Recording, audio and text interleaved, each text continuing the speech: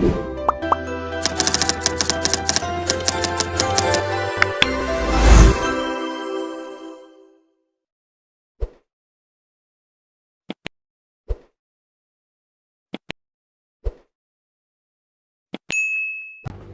Suara Tepian, saya berbincang dengan teman saya, Lae Gurgur Manurung. Kami bertepatan berjumpa di Kota Balige, kota pendidikan orang Batak. Itu bahasa saya, karena memang dalam sejarahnya Balige ini kota kecil sebenarnya, kabupaten, tetapi banyak melahirkan tokoh-tokoh nasional. Sopo Surung, dekat kami sekarang. Saya berbincang dengan Lae Gurgur, seorang aktivis, juga aktivis pendidikan. Dia bergiat di bidang pendidikan. Saya akan tanya banyak hal, karena dia juga putra dari Toba ini. Horas, Le. Horas. Laiku, bersyukur kita jumpa. Jarang-jarang juga kita jumpa ya. Keajaiban ini. Sudah lama kita nggak berjumpa. Ternyata Lai juga datang ke sini karena mengurus pendidikan ya. Iya. Seberapa rindu Lai, memang pendidikan itulah yang sihir perubahan begitu. Saya mengalami beberapa tahun terakhir, memang bagi saya pendidikan itu keajaiban. Saya punya orang yang kami bina di Samosir, Ya. itu sekitar tahun 2017. Dia itu lulus ke Yasop dan juga lulus ke Del. Yasop itu Yayasan Sok Suru. Oke. Dan ketika waktu dia masa COVID di sekolah di Del, ketika saya telepon, kamu di mana? Ya. Namanya itu Dominikus Situngkir dari daerah Samosir ya. Kamu di mana? Aku lagi di atas pohon Pak, katanya gitu kan. Terus ngapain gitu? Soalnya sinyal nggak ada di rumah gitu, karena mereka di pegunungan. Nah terakhir karena memang sinyal bermasalah, akhirnya dia pindah ke Dairi di rumah temannya. Dan sekarang dia kuliah di Institut Teknologi 10 November Surabaya. Baik. Dan dia dapat beasiswa. Artinya andaikan dia tidak memiliki kompetensi yang mampu bersaing untuk masuk di Yasop dan dia tidak terus berkompetensi masuk di Teknologi 10 November, saya kira ya dia tidak menjadi siapa-apa. Mungkin dia akan menjadi bekerja di ladang, padahal usianya harus sekolah gitu. Dulu kan kota ini dikenal kota pendidikan karena saya tahu bukan hanya putra-putra Toba ini yang datang ke sini. Ya, Saya bisa ceritakan misalnya ada dulu dari marga kami, Humuntar Luban Gaul itu persis satu kelas dengan TB Sesda Lopang ya, mantan Sesda Lopang itu ya. Dia dengan teman-temannya masa itu ternyata banyak dari luar kota, sekolah di SMA Sopo Surung ya. Ya. Artinya ketertarikan orang Batak di dunia pendidikan ini, orang tuanya tahu bahwa pendidikan yang bagus itu Balige begitu. Sebagai putra Toba lain, apa yang lain lihat sekarang perkembangan perubahan era ini, apakah kita bisa katakan masih bagus pendidikan di kawasan kita ini gitu? Tin Manurung Center melakukan tryout di Kabupaten Toba, Samosir, Taput, Labuhan Batu Utara, Labuhan Batu Selatan, Labuhan Batu Induk. Ya. Dan dari semua itu, peta itu, jadi sebenarnya tujuan Martin Manurung Center kemarin itu kan melihat peta bagaimana anak-anak memahami ketika COVID. Ya. Dan yang tertinggi itu adalah Toba, SD dan SMP ya, SD, pendidikan dasar. Jadi Toba itu yang terbaik, lalu diikuti Samosir dan Taput. Kebetulan Humbang belum. Ini kita mau lakukan. Nah, jadi memang kelihatan sekali kalau misalnya seperti di Samosir beberapa atau di Toba beberapa orang yang nilainya bagus itu, saya kira ada korelasi dengan guru yang pernah ikut pelatihan. Jadi tidak bisa tidak guru punya potensi mendidik, itu nyata, murid nyata. Ya. Jadi ketika kita lakukan tryout, nyata bahwa nilai-nilai yang bagus-bagus itu adalah dihasilkan oleh guru-guru yang berkualitas juga, terbiasa dilatih. Kami kita bawa guru besar dari Pulau Jawa, dokter-dokter PhD dari Pulau Jawa untuk melatih guru. Nah, jadi pas pula di Toba ini kepala dinasnya yang dari Samosir yang sudah sukses dan saya melihat guru-guru dari semua daerah itu dilatih Ya. untuk memiliki kompetensi standar dengan tujuan supaya guru-guru di Toba ini, di kawasan Danau Toba ini setara dengan kualitas guru seperti beberapa sekolah terbaik di Pulau Jawa, seperti di Jakarta misalnya, katakanlah BPK Penabur, Santa Ursula, atau sekolah-sekolah Islam terpadu.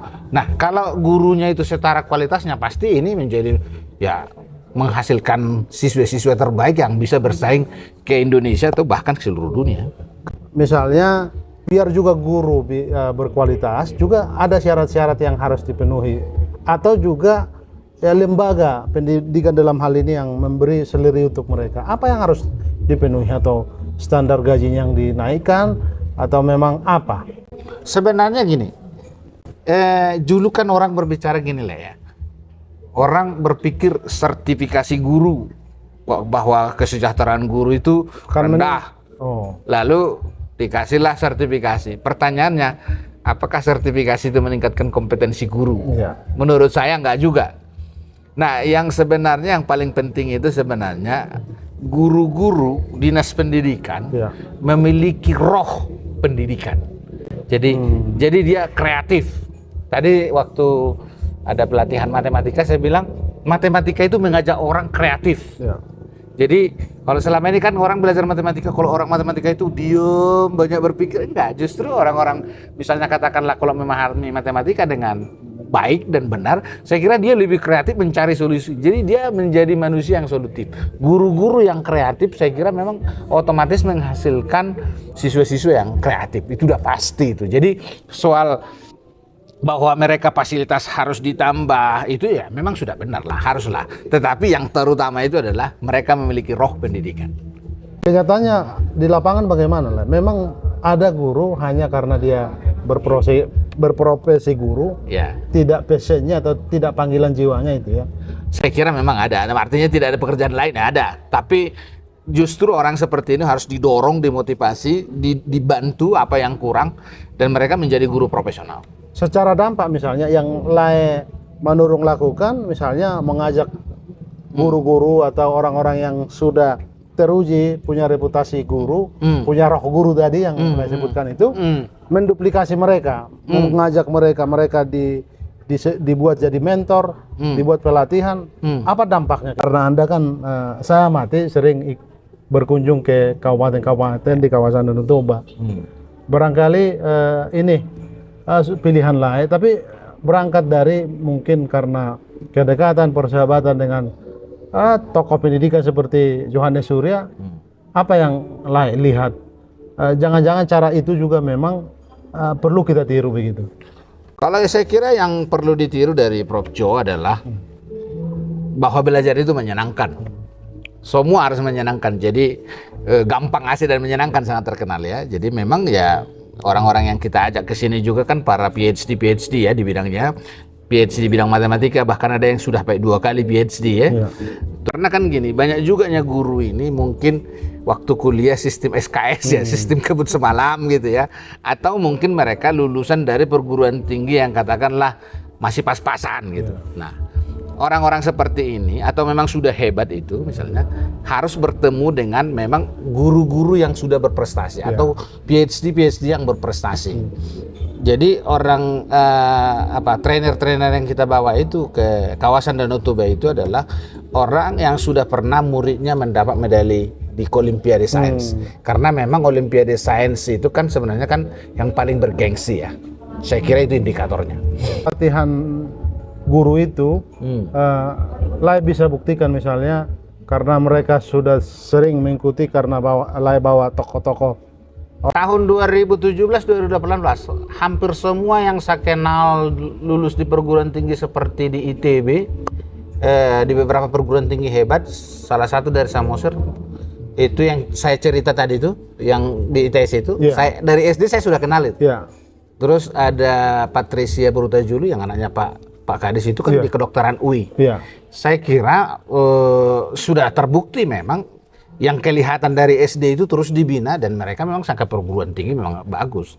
Jadi mungkin saya kira memang tanpa sentuhan mungkin nggak sebanyak itu yang lulus. Dan yang paling menyenangkan buat saya seperti di Del, ketika mereka masuk Del, dalam logika saya begini, ketika orang kawasan Danau Toba bersaing dengan Jakarta dan semuanya itu masuk di katakanlah sekolah unggul seperti Del dan IASOK, dan kukira memang ketinggalan.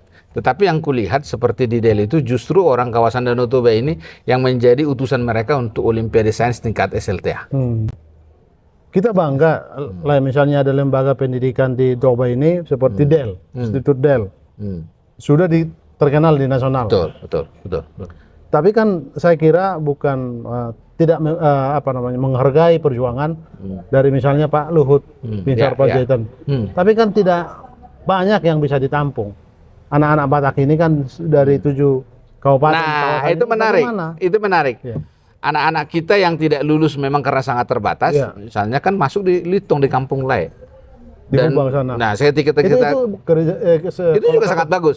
Ya, itu kan artinya yang tidak lulus di 2 ini kan. Nah, masuk di sini, masuk di Sibolga. Itu juga menjadi rame-rame juga masuk perguruan tinggi yang bagus. Nah, juga ketika dia katakanlah memang sangat menyesal cita-citanya masuk di 2 sekolah ini, lalu dia menjadi sekolah yang biasa-biasa saja, juga berprestasi. Artinya ketika dia memang sudah dibina dengan baik pendidikan di SD itu, masuk SMA manapun dia tetap berprestasi juga. Itu sudah saya amati 5 tahun terakhir. Oke, mungkin cara lain begini lah. Kita bayangkan orang-orang yang dididik bagus, seperti di SMA Sopur Surung, di Del. Bagaimana mengajak mereka ini kalau sudah lulus, sudah berkarya, pulanglah juga mencerdaskan kampung halamannya. Karena kan mereka jadi bukti nyata. Mereka tahu proses itu dan menduplikasi apa yang dialami ini kan lebih gampang untuk adik-adiknya begitu. Iya, secara otomatis nanti. Secara otomatis. Jadi mungkin kan ketika mereka baru lulus itu kan masih mencari jati diri ya. Seperti kita ini ketika usia mapan kan balik juga.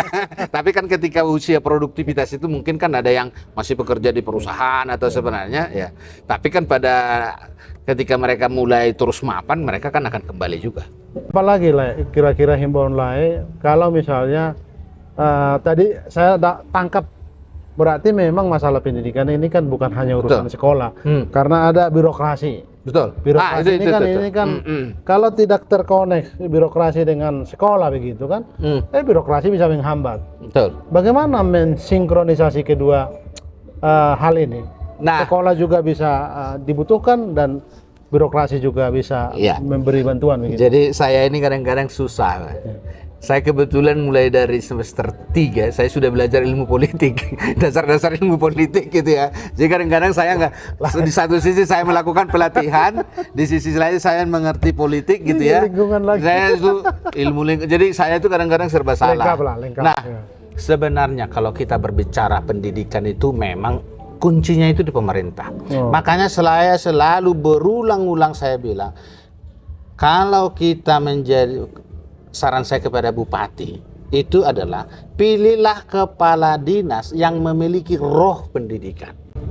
Kalau bayangkan kalau misalnya kepala dinas dan semuanya penghuni kepala dinas itu berkata seperti ini, dapat ahawan not. Ya. Nah, kenapa? Maaf ini, kenapa saya misalnya sangat suka dengan Pak Ricardo Tejul? Karena dia itu muter gitu ya. Jadi seluruh kreativitas dia. Jadi dia tidak fokus kepada APBD. Pak Ricardo ini kepala dinas di mana, Pak? Di Toba. Itu kayak PLT lah, PLT. Tapi menurut saya ya secepatnya lah itu menurut saya. Kenapa? Karena memang saya hampir seluruh Nusantara saya ikut, Pak, untuk pelatihan-pelatihan sejak dia. Jadi jarang kita menemukan orang yang bisa kreatif. Jadi tidak berpacu kepada APBD. Bayangkan misalnya seperti Pak Udajuli itu bekerja sama dengan Seameo. Seameo itu adalah lembaga kerjasama Kementerian Pendidikan Asia Tenggara. Jadi mereka itu bisa datang. Jadi dulu waktu di Samosir, profesor-profesor, ahli sastra, ahli matematika, ahli sains bisa datang dengan pesawat dari mereka, ya kan? Terus hotel dari mereka. Jadi hanya mengajar, hanya memang kecerdasan seorang kepala dinas bekerja sama dengan lembaga lain. Padahal dananya kan besar nih.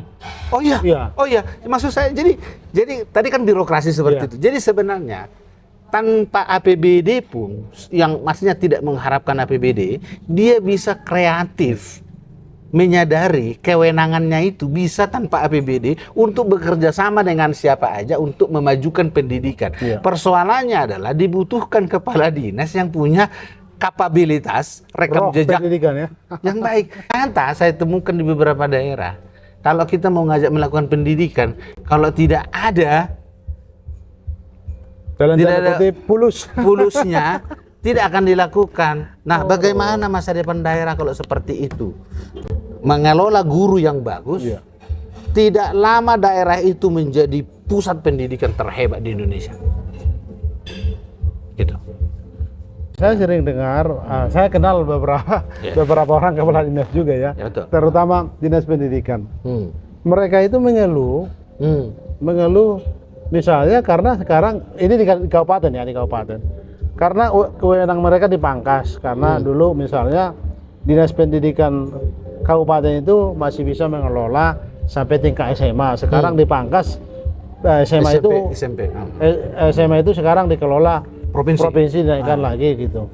Ini mereka masih mengeluhkan itu, padahal ya mereka juga belum kreatif mengelola yang ada begitu. Jadi ketika memang SMA ditarik ke provinsi, saya kira memang SMA kehilangan induk. Karena kan jangkauannya terlalu jauh ya. Ya itu politis lah ya. Tapi kalau saya ditanya, saya lebih setuju SMA itu kabupaten langsung, kabupaten. Nah, jadi tadi kan selain kepala dinasnya kreatif, saya kira memang kebijakan politik pun di pusat itu kan 20%. Nah, daerah nggak ada yang berani untuk mengikuti itu. Sebenarnya kebijakan pusat itu sebenarnya diadopsi ya. 20%. Harusnya betul. Adopsi dong. Betul. Tapi kalau di daerah beberapa kabupaten saya lihat itu adalah sampingan. Karena mungkin alasan karena sudah ada dana BOS dan seterusnya. Tapi sebenarnya kalau kita mau serius membangun bangsa ini, potret yang bagus sebenarnya pionirnya ada di kabupaten, sangat serius. Pendampingan. Jadi sekarang ini kan ada pendampingan guru penggerak. Nah, yang mendampingi juga sesama guru. Saya kira memang ini akan beresiko juga. Menurut saya, kalau seperti saya lebih setuju misalnya guru-guru ini di-upgrade oleh putra-putra terbaik di Indonesia. Bila penting kita dari nasional, dari internasional, kita perkenalkan ke bawah, maka muncullah kualitas yang hebat. Maka kita berjalan dengan cepat. Laiman Nurul kan sebagai penggiat pendidikan juga, saya merasa begini lah. Pertanyaan saya ini mohon dijawab, kalau bisa dicerahkan kita. Roh pendidikan itu tadi saya jadi garis bawahi. Karena kadang-kala berbulak-balik ini, apa yang lebih penting dalam pendidikan itu? Apakah gedungnya atau esensi pendidikan itu apa sebenarnya? Roh apa yang harus disentuh agar kita jangan selalu kategorikan secara umum kan selalu melihat pendidikan yang bagus itu gedungnya bagus. Terus pertanyaannya bagaimana anak-anak yang di pedalaman yang tidak ada gedung, apakah tidak ada kesempatan dia untuk terdidik? Kembali, apakah yang harus diutamakan di pendidikan? Kalau yang diutamakan pendidikan itu adalah ya karakter dan substansi. Gedung itu hanya pembantu itu ya? Hanya untuk menolong. Jadi bukan itu bukan utama. Enggak, saya kira itu belakangan. Cuman kan kita ini kan gini. Orang-orang katakanlah seperti CSR itu lebih suka membangun gedung karena nampak kelihatan laporan pertanggungjawabannya lebih mudah. Jadi substansinya hilang. Nah, demikian juga menurut saya ada juga yang misalnya kebijakan pemerintah lebih kepada gedung mewahnya. Ya seperti gereja juga lah, lebih suka kita pesta bangunan daripada pertumbuhan rohani yang baik, kira-kira begitu. Tantangan kita sekarang termasuk lembaga pendidikan di era digital ini. Karena yang kita tahu anak-anak kita misalnya harus interaksi dengan guru, harus berinteraksi dengan teman-temannya. Sekarang karena era digital, internet yang masif, ya orang siapa bisa mengakses. Orang lebih banyak lagi dididik oleh digital gitu. Apa kira-kira dari sentuhan digitalnya? Tapi roh pendidikan itu tidak hilang. Pendidikan itu harus berkomunikasi, hubungan sosial. Biar bagaimanapun manusia itu harus berhubungan. Kalau teknologi itu adalah sekunder. Jadi anak-anak harus berkumpul, bersosial, dan guru dengan murid harus berinteraksi langsung. Saya kira kita sudah merasakan betapa pedenya waktu masa COVID itu ya. Dan kita waktu merasa, waduh. Dan salah satu argumentasi saya juga tidak setuju dengan apa itu yang homeschooling. Iya. Karena menurut saya ketika dia homeschooling, anak-anak akan kehilangan hubungan sosial. Iya. Padahal hubungan sosial itu harus interaksi dengan anak teman-temannya, dengan gurunya begitu ya. Kalau saya dulu berprinsip seperti itu. Jadi kan tidak bisa anak saya harus punya sekolah, ya kan? Mereka berinteraksi dengan temannya, lalu anak kita bercerita kepada kita. Tapi kan harus salah satu unsur pendidikan yang perlu kita tekankan adalah peran orang tua. Oke. Nggak bisa peran orang tua baru sekolah, gitu ya. Dan hubungan orang tua dengan sekolah menurut saya harus akrab. Inti atau esensi pendidikan itu membangun karakter. Tapi kan bukankah dalam dunia pendidikan yang selalu memperjuangkan apa namanya nilai-nilai bukan nilai karakter ya, tapi nilai poin atau hasil ujiannya yang tinggi itu yang selalu menjadi ketakutan dari setiap orang. Ya, di situ keliru. Makanya saya seperti ini. Saya punya sekolah sepak bola. Ya. Kalau anak-anak saya yang kita bina di sekolah sepak bola itu tidak hadir karena besok ujian, Ya. saya nggak setuju itu. Justru sebenarnya anak kita itu terbiasa zaman dia main bola aja. Kalau besok dia ujian aja. Ya. Ujian itu kan hanya evaluasi apakah dia memahami apa yang dipelajari kemarin. Karena coba saya tanya, waktu nilai bagus waktu SD dulu berlaku nggak untuk sekarang? Jadi yang perlu itu adalah dia memahami, dia berolahraga, dia berinteraksi, dia menjadi seorang pemimpin yang hebat. Pendidikan itu harus dimunculkan. Iya, jadi ini pesan saya sama orang tua lah. Iya. Jadi kan gini, masa misalnya karena alasan besok ujian lalu dia tidak ikut pertandingan bola. Ya. Justru seharusnya dia ikut pertandingan bola, dia pusing, tapi ketika itu dia terdidik. Ya. Jadi dia harus lakukan semua itu. Masa nanti misalnya kan gini, kita panitia Natal misalnya waktu kuliah, karena besok kita ujian akhir semester, lalu kita menjadi tidak ikut di hari H waktu Natal, kan? Justru kita ikut Natal karena kita panitia, tapi besoknya juga ujian nggak apa-apa. Kalau misalnya terganggu sedikit ujian kita besok karena kita ikut bernatal, bersyukur kepada Tuhan, justru kita terbiasa membagi waktu kita dengan seperti itu gitu loh. Jadi bergairah juga nih bicara yang lainnya. Lain sudah temukan nggak? Kalau dulu ini perasaan kita ya.